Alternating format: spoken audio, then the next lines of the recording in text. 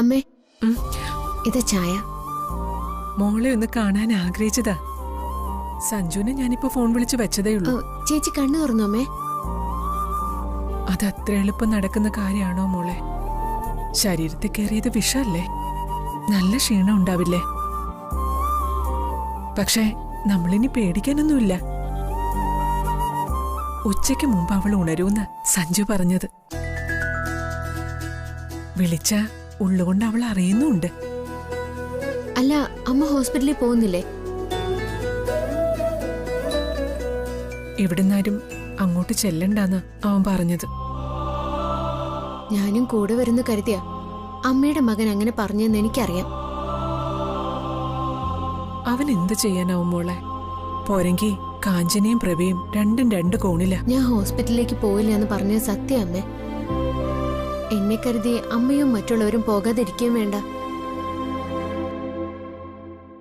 ആ മോളെ, എനിക്കൊന്ന് ക്ഷേത്രത്തിൽ പോയാൽ കൊള്ളാന്നുണ്ട്. ആ വിഷം ഏതാന്ന് തിരിച്ചറിയാൻ വേണ്ടി നേർന്നതാ. പിന്നെ ശ്രീകുട്ടിക്ക് വേണ്ടി വേറെയും നേർച്ചകളുണ്ട്. അതിനെന്താ അമ്മേ, നമുക്ക് പോവാലോ. എനിക്ക് രാവിലെ മുതല് എന്തോ ഒരു അസ്വസ്ഥത തോന്നുന്നുണ്ട്. മോളൊന്നു പോയി ആ പൂജകളൊക്കെ ചെയ്തിട്ട് വരാവോ? ഞാൻ പോവാമേ. ശരി.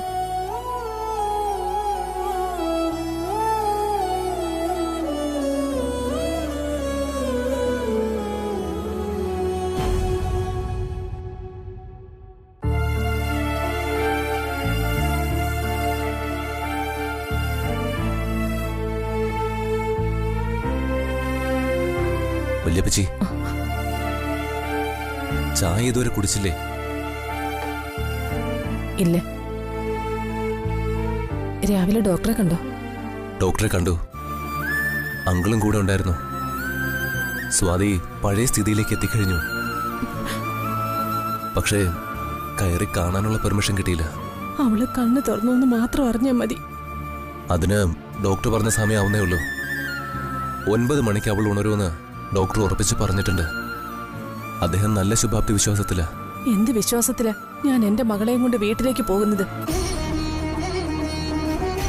ദിനേശന്റെ വാക്കുകൾ എന്റെ മനസ്സിൽ നിന്ന് പോകുന്നില്ല. ദിനേശൻ പറഞ്ഞത് സത്യം. ഇനിയും എന്റെ മോളുടെ നേരെ കൊലവിളിയുമായി അവര് വരില്ലേ? വീട്ടിൽ മുറിയിൽ തന്നെ അടച്ചിരിക്കാൻ പറ്റുമോ മോനെ? ഈ പക എന്റെ കുട്ടിയുടെ നേർക്കാണെന്ന് എനിക്ക് തോന്നിപ്പോവുക. ഈ മരണക്കളി അധികകാലം നീണ്ടു പോവില്ല. ഒളിച്ചിരിക്കുന്നത് ആരായാലും പുറത്തു വരിക തന്നെ ചെയ്യും. അല്ലെങ്കിൽ ഞാൻ പുകച്ച് ചാടിക്കും. ഞാൻ വീട് വിട്ടുപോയ 26 വർഷം എന്താ സംഭവിച്ചെന്ന് എനിക്കറിയില്ല.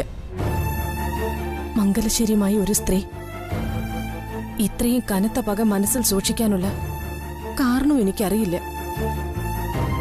ഞാനോ എന്റെ കുടുംബവും ആർക്കും ഒരു ദ്രോഹം വരുത്തിയിട്ടില്ല. പിന്നെ എന്തിനാ സഞ്ജു എന്റെ മോളെ ഇങ്ങനെ വേട്ടയാടുന്നത്? അതാ എനിക്ക് മനസ്സിലാവാത്തത്.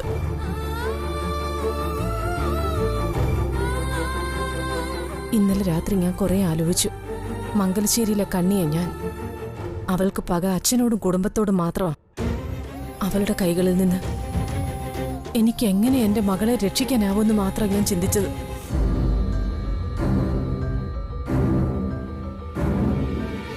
വല്യപ്പച്ചിപ്പ അതേപ്പറ്റിയൊക്കെ കാട് കയറി ചിന്തിക്കാതിരിക്കേ. ചിന്തിക്കേണ്ട സമയം തന്നെയാ ഇത്. മോൾക്ക് രക്ഷ അവളുടെ അച്ഛൻ തന്നെ.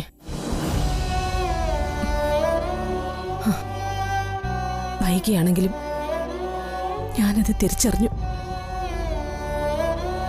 അവളെ രക്ഷിക്കാൻ എനിക്ക് കഴിയില്ല മോനെ. ഞാൻ ജീവിച്ചിരിക്കുമ്പോ അങ്ങനെ ഒന്നും സംഭവിക്കില്ല.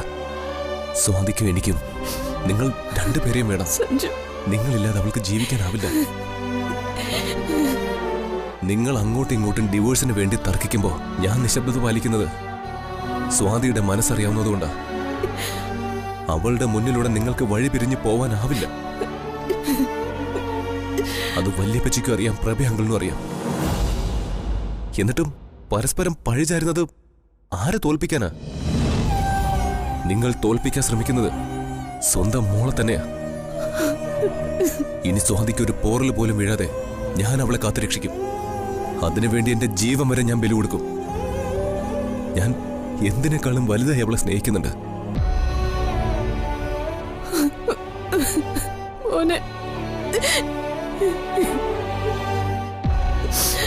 അവളെ വീട്ടിലെത്തിക്കാൻ വേണ്ടി ഞാൻ കാത്തിരിക്കാം. വല്യപ്പച്ച സമാധാനായിട്ടിരിക്കും. അങ്ങോട്ടും ഇങ്ങോട്ടുള്ള കുറ്റപ്പെടുത്തൽ ഇനി വേണ്ട. സ്വാതിയെ കവിഞ്ഞ് ഒരു ചിന്തയും നമുക്കിനി വേണ്ട.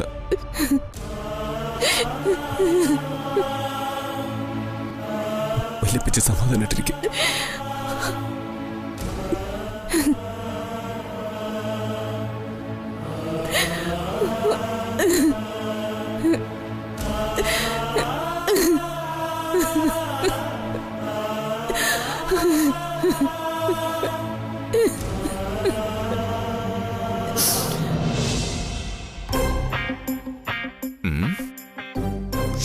എന്നിട്ടും വർക്കൗട്ട് ആവുന്നില്ല. Confusion confusion confusion. വിളിക്കാൻ കണ്ട സമയം. ഫ്രണ്ട് ചോദിച്ച് ഹൗസ് ഓണറാ. 1 മാസത്തെ വാടക കൊടുക്കാതെ ഇനി ഒരു ഐഡിയയും വിലപ്പോവില്ല.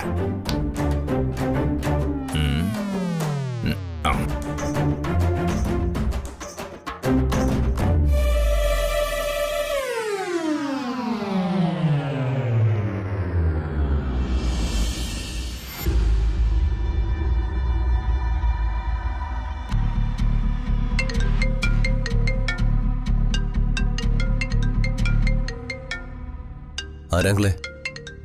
ശ്രീകുട്ടിക്ക് വന്ന കോള. ഒരു ഡി റോയ് പെരേര. അതാരാ മോനെ? എടുക്കങ്ങളെ. അവൾക്ക് അങ്ങനെ ഒരു ഫ്രണ്ടുള്ള കാര്യം എനിക്കറിയില്ല. മോൻ അറിയാവുന്ന ആരെങ്കിലും ആയിരിക്കും. നീ സംസാരിക്കും. മറുപടി പറഞ്ഞ് ഞാൻ മടുത്തു.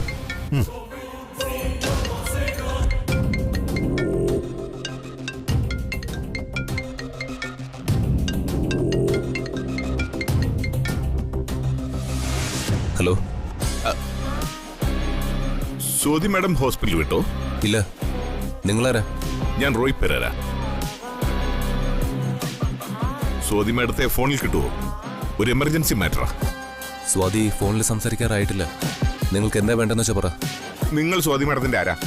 ഞാൻ അവളുടെ കസിനാ. സർ, ഞാൻ ഡിറ്റക്റ്റീവ് റോയ് പെരേര. സ്വാതി മാഡം ഒരു കേസ് അന്വേഷിക്കാൻ എന്നെ ഏൽപ്പിച്ചിരുന്നു.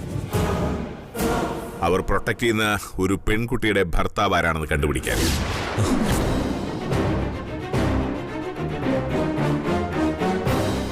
ഏത് പെൺകുട്ടിയുടെ? ലക്ഷ്മി. ലച്ചു എന്നാണ് അവളെ നാട്ടുകാർ വിളിക്കുന്നത്.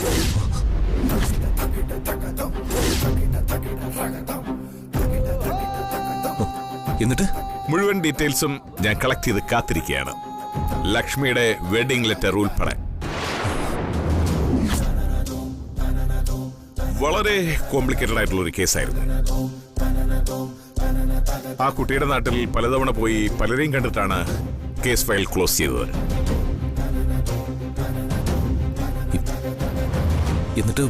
എന്നിട്ട് അവളുടെ ഭർത്താവ് ആരാണെന്ന് കണ്ടുപിടിച്ചോ? ഡിറ്റക്റ്റീവ് റോയ് പെരേര ഒരു കേസ് ഏറ്റെടുത്താൽ അതിൽ നിന്ന് വിജയം കാണാതെ പിന്മാറില്ല സാർ.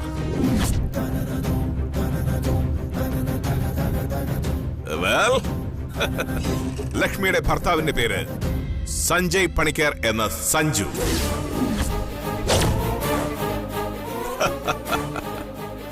ആളി സിറ്റിയിൽ തന്നെയുള്ള ഒരു ബിസിനസ്കാരനാണ്.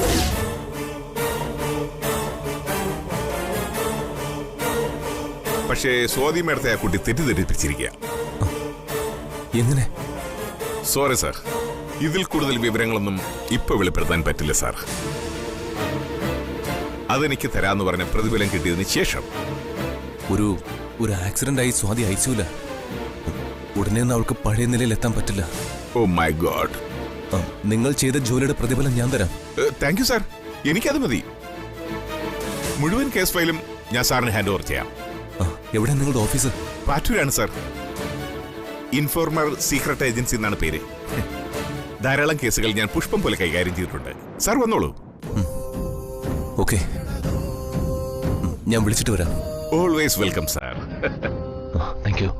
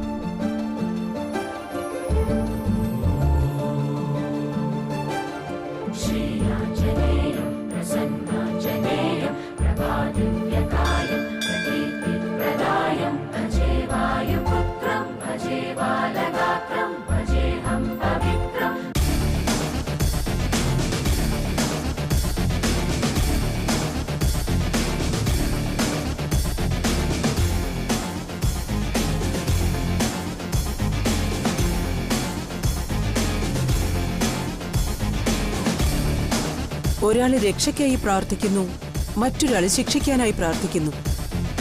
ഇതിലേത് പ്രാർത്ഥന ദേവി കേൾക്കും?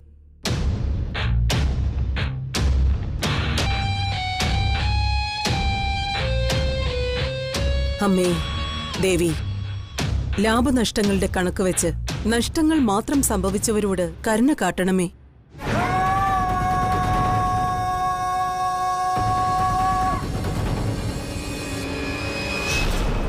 അവിടെ നിൽക്ക്. ഞാൻ മംഗലശ്ശേരിയിൽ വന്ന വിവരം നീ ഇതുവരെയും പുറത്തുവിട്ടിട്ടില്ല എന്ന് എനിക്ക് മനസ്സിലായി. നിന്റെ ഭർത്താവുണ്ടല്ലോ സഞ്ജു, അവൻ ഹോസ്പിറ്റലിലാണെങ്കിലും വെറുതെ ഇരിക്കുകയല്ല.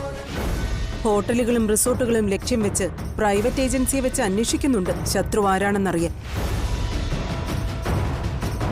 നിനക്കൊന്ന് പറഞ്ഞു കൊടുക്കായിരുന്നില്ലേ കണക്ക് തീർക്കാൻ വന്നിരിക്കുന്നത് മാണിക്യമംഗലത്തെ ഗൗരി നന്ദനയാണെന്ന്? ഇപ്പോഴും അവനൊന്നും അറിയില്ല, അവനെ ആരും ഒന്നും അറിയിച്ചിട്ടുമില്ല. നീയാളും മിടിക്കുക. നിങ്ങൾ ഗൗരീനന്ദനെ എന്ന് പറഞ്ഞ അതിന് എന്ത് തെളിവാ ഉള്ളത്? ഗൗരീനന്ദന ട്രെയിനിന് മുന്നിൽ ചാടി ജീവൻ ഒടുക്കി. ആ ബോഡി പോലീസ് തന്നെ സംസ്കരിച്ചു. ഭൂമിയിൽ നിന്ന് നിങ്ങളുടെ പേര് തന്നെ വെട്ടി മാറ്റപ്പെട്ടു. അതറിയാവുന്നതുകൊണ്ടല്ലേ ദക്ഷ എന്നൊരു പേര് നിങ്ങൾ സ്വീകരിച്ചത്. നിങ്ങൾ ഗൗരീനന്ദനെയാണെന്ന് പറഞ്ഞാ ഇനി ആരും വിശ്വസിക്കാൻ പോകുന്നില്ല. അപ്പോ ഞാൻ പ്രതീക്ഷിച്ചതിനേക്കാളും വിഷമുള്ള ഇനമാണല്ലോ നീ. അതെ, വിഷജന്തുക്കളോട് നേരിടുമ്പോ കുറച്ച് വിഷമൊക്കെ ഉണ്ടാവും. നീ എന്നെ കാണുന്നത് അങ്ങനെയാണല്ലേ? പിന്നെ നിങ്ങൾ ആരാ? ജീവിതം എന്താണെന്ന് അറിയാത്തൊരു പാവം പെണ്ണിനെ 2 തവണ കൊലപ്പെടുത്താൻ ശ്രമിച്ചില്ലേ? നിങ്ങളൊരു മനുഷ്യ സ്ത്രീയാണോ? ഞാൻ മനുഷ്യ സ്ത്രീയാണെന്ന് നിന്നോട് ആരാടി പറഞ്ഞത്? സ്നേഹവും കാരുണ്യവും വാത്സല്യവും ഉറവ പറ്റിപ്പോയൊരു പെണ്ണാ ഞാൻ. നീ ചേച്ചിന്ന് വിളിക്കുന്നവള് വീണു പോയപ്പോ നിനക്ക് നൊന്തു. ജീവിതത്തിൽ എത്ര തവണ ഞാൻ വീണുപോയെന്ന് നിനക്കറിയാമോ? നിങ്ങൾക്ക് അതേ പ്രായത്തിലൊരു മകളുണ്ടായിരുന്നെങ്കിൽ എന്റെ ചേച്ചിയോട് ഈ ക്രൂരത കാണിക്കോ? എന്റെ മകളായാ പോലും എന്റെ വഴി തടഞ്ഞാൽ എനിക്കവള് ശത്രുവാ. ദക്ഷയിൽ നിന്ന് ഒരു ദയയും അവള് പ്രതീക്ഷിക്കണ്ട. രക്ഷിക്കാൻ ഓടി നടക്കുന്ന നീ ആരാണെന്ന് ചിന്ത മറക്കരുത്. താലി കെട്ടിയവന്റെ വീട്ടിൽ വേലക്കാരിയെ പോലെ നീ ജീവിക്കുന്നത് നിന്റെ നല്ല മനസ്സുകൊണ്ടാണെന്ന് നീ വിശ്വസിക്കുന്നു.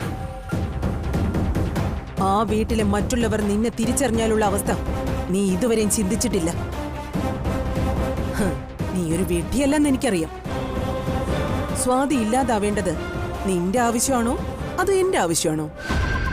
ഇനി നിങ്ങളൊരു അക്ഷരം ശബ്ദിച്ചു പോരുത്. ശബ്ദിക്കും. സഞ്ജു താലി കെട്ടിയ പെണ്ണ് നീ. അവൻ വീണ്ടും താലി കെട്ടാൻ തയ്യാറെടുത്ത് നിൽക്കുന്ന പെണ്ണ് സ്വാതി. അവന്റെ ഭാര്യയായ നീ ആ വീട്ടിൽ തന്നെയുണ്ട്. നീ എന്റെ നേരെ ക്ഷോഭിച്ച എന്റെ ചോദ്യത്തിന് മറുപടിയാവോ? എന്റെ ഒരു കോള് മാത്രം മതി കാഞ്ചനയ്ക്ക്. ഒന്നുകിൽ കാഞ്ചന നിന്നെ കൊല്ലും, അല്ലെങ്കിൽ നിനക്ക് ആത്മഹത്യ ചെയ്യാം. രണ്ടായാലും നീ പിന്നെ ഇല്ല ലക്ഷ്മി. ഹോസ്പിറ്റലിൽ നിൽക്കാൻ പോലും കാഞ്ചന നിന്നെ അനുവദിക്കില്ല. നീ അവളുടെ മകൾക്കൊരു ബാധയാണെന്ന് കാഞ്ചനയ്ക്ക് അറിയാം. നീ പേടിക്കണ്ട, നിന്നെ ഞാൻ ഒന്നും ചെയ്യില്ല. എവിടെയൊക്കെയോ നീയും ഞാനും തമ്മിൽ ചില പൊരുത്തങ്ങളൊക്കെ ഉണ്ട്. പക്ഷേ മംഗലശ്ശേരിയിൽ ഒരാൾ പോലും അവശേഷിക്കാതെ കൊന്നും തമ്മിലടുപ്പിച്ചും ആ കുലം ഞാൻ മുടിപ്പിക്കും. ഒടുവിൽ അതിനൊരു അവകാശം വേണമല്ലോ. അതിന് ഞാൻ കാണുന്നത് നിന്നെയാ. താലിച്ചെരട അറ്റുപോയവൾ. ദക്ഷയ്ക്ക് നിന്നോടുള്ള മമതയായി നിനക്കതിനെ കരുതാം.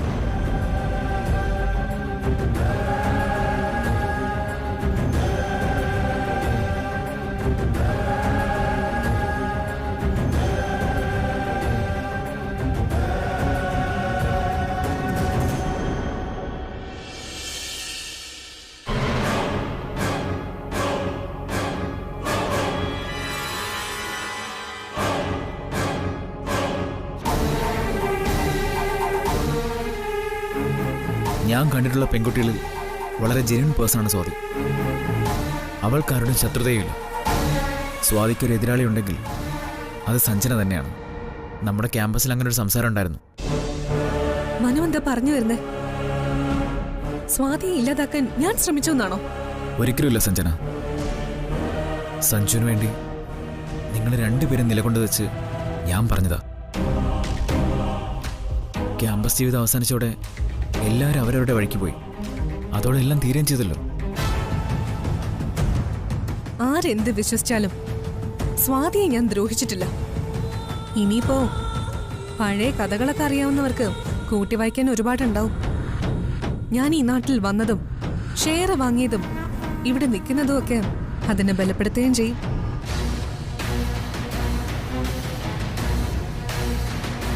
ഞാൻ എന്റെ മനസാക്ഷിയോട് മാത്രം മറുപടി പറഞ്ഞാൽ മതിയല്ലോ. നടന്നിരിക്കുന്നത് ഒരു ക്രൈം അല്ലേ? പോലീസ് അന്വേഷിക്കട്ടെ. സഞ്ജന, നീ ഇമോഷണൽ ആവാൻ വേണ്ടി പറഞ്ഞല്ല. ഞാൻ ഇമോഷണൽ ആകുന്നുവെങ്കിൽ അത് സ്വാതിയുടെ അവസ്ഥ ഓർത്ത് മാത്രം. അവൾക്കുണ്ടായ ആദ്യത്തെ ആക്സിഡന്റ് തന്നെ എന്നെ ഒരുപാട് ഡിസ്റ്റർബ് ചെയ്തതാ. സ്വാതി ഇല്ലാതായ സഞ്ജു എനിക്ക് സ്വന്തമാകുമെന്ന് മനു കരുതുന്നുണ്ടോ? അവര് തമ്മിലുള്ള ബന്ധം അറിയാവുന്നവരല്ലേ മനു, സച്ചി? അതൊരിക്കലും സംഭവിക്കുന്ന കാര്യമല്ല. എനിക്കതറിയാം മനു. സ്വാതി സഞ്ജുവിന്റെ മുറപ്പെണ്ണ കൂടിയ. അവള് മരിച്ചുപോയ സഞ്ജുവിന്റെ കുടുംബത്തെ കൂടി അത് ബാധിക്കുന്നത്. സ്വാതി സഞ്ജുവിനോട് നോ പറയാത്ത കാലത്തോളം സ്വാതി ഇല്ലെങ്കിൽ പോലും സഞ്ജു സ്വാതിയുടെ ഓർമ്മകളിൽ ജീവിക്കും. സഞ്ജന, നീ പറഞ്ഞത് മുഴുവൻ സത്യ. 2 തവണ സ്വാതിയുടെ നേരെ അറ്റാക്ക് ഉണ്ടായെങ്കിലും അത് അവളെ ടാർഗറ്റ് ചെയ്തല്ല. ശത്രു ലക്ഷ്യം വയ്ക്കുന്നത് മംഗലശ്ശേരി കുടുംബത്തെയാ. സഞ്ജുവിന്റെ സ്വാതിയുടെ കല്യാണം മുടക്കാം ഇതിന് പിന്നിലുള്ള ഉദ്ദേശം. ഉടൻ കല്യാണം ഉണ്ടാവുന്ന വിവരം അവർക്കറിയാം. സ്വാതി ഇല്ലാതായാൽ എടോ 2 കുടുംബങ്ങൾ തകരും. സഞ്ജു പിന്നെ ബിസിനസ്സിൽ ശ്രദ്ധിക്കാതെ വരും. മംഗലശ്ശേരിക്കാരുടെ ബിസിനസ് തകർന്നടിയും. പിന്നെയുള്ള തകർച്ച അതിഭീകരമായിരിക്കും. ഇത് ഒരിക്കലും ബിസിനസ് രംഗത്തെ ശത്രുതയല്ല, പ്രതികാരമാവാനാ സാധ്യത. പകയുള്ളവർ മാത്രമേ ഇങ്ങനെ പിന്തുടർന്ന് കൊല്ലാൻ ശ്രമിക്കൂ. ഇതൊക്കെ സഞ്ജുവിന് അറിയാവുന്ന കാര്യങ്ങളല്ലേ? അതെ, സഞ്ജുവിനൊരു സ്ത്രീ എന്നേ അറിയൂ. പക്ഷേ അതാരാണെന്ന് തിരിച്ചറിയാതെ ഇരുട്ടിൽ തപ്പുവാണവൻ. പിന്നെ സ്വാതിക്ക് ബോധം തെളിഞ്ഞു. മനുവിന് എന്തെങ്കിലും വിവരം കിട്ടിയോ? ഇഞ്ചക്ട് ചെയ്ത പോയിസൺ എന്താണെന്ന് തിരിച്ചറിഞ്ഞിട്ടുണ്ട്. ഇതിൽ നിന്നും സ്വാതി തിരിച്ചു വരും. മെഡിക്കൽ ടീം പ്രതീക്ഷ പ്രകടിപ്പിച്ചിട്ടുണ്ട്. എല്ലാവരും തികഞ്ഞ ശുഭാപ്തി വിശ്വാസത്തിലാണ്. ആരും കാണാതെ പോയ ബോട്ടിൽ കണ്ടെത്തിക്കൊണ്ടുവന്നത് അമ്മുവാ. സത്യത്തിൽ സ്വാതിക്ക് വേണ്ടി ജനിച്ച പെണ്ണ് തന്നെയാണ് അവള്.